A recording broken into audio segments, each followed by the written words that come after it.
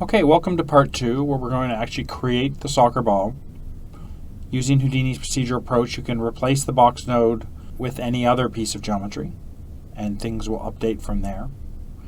You will adjust the other nodes to make it look like a soccer ball, and this ability to swap out input nodes lets you prototype networks with simple geometry and then add more complexity as time goes by.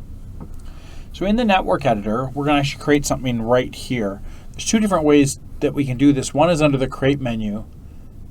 There's platonic solid. We can just drag that actually right into here, and that will come in. So that's there. We could also use the tab menu and put one in there as well. So there's a couple different ways to do that. Now we're going to delete the box, and we're going to wire the platonic solid right into here. And the default shape on a platonic solid is a tetrahedron. So we're going to change that to a soccer ball. And there we go. So now we've, well, hardly a soccer ball, but we're in the right direction. So let's go back to the poly extrude node that we had here. And there's the handle there, which we can interactively push down to get something looking a lot more like a soccer ball there. So again, we're looking at the result after it's been subdivided, but we are manipulating the poly extrude right there. That's sort of one of the ways Houdini lets you manipulate things. And then if you go to the subdivide node, then you lose the handles and you can just focus on the end result.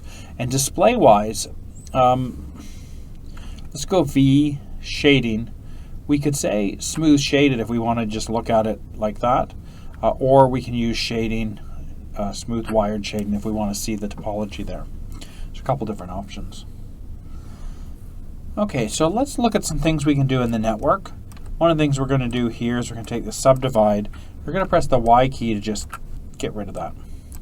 Then we're going to go in and we're going to put the subdivide in the middle here. And then we can set display on poly extrude. And of course we get this sort of crazy result right here.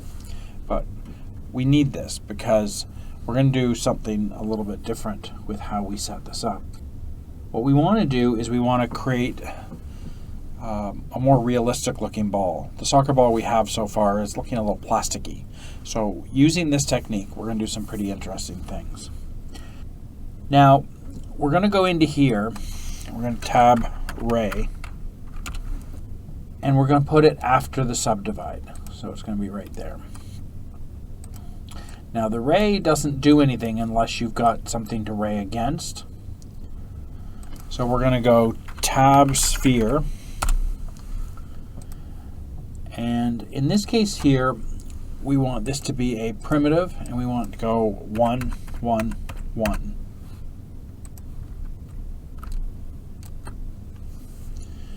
And then we can put that into the side there. And what that does is when we subdivided here, if you go here and you look at the ball here, you'll see that it's not perfectly round. It's sort of a little kinky because it's putting emphasis on the black areas here. So if we do the ray, we're actually projecting that back out. And we're getting a soccer ball that's perfectly round. Now we could use a sphere that was a little smaller, but I think this will do the job. Now we put the display flag back on the poly extrude, and we want to go and change this back to connected elements, and we'll see the benefit of that in a moment. The next step is where we're going to actually re-extrude them as individual patches. So right now we extruded the whole soccer ball, all the faces of the soccer ball together. We want to do just the actual individual soccer patches, the original ones that we created earlier. So we're going to do that in the next step.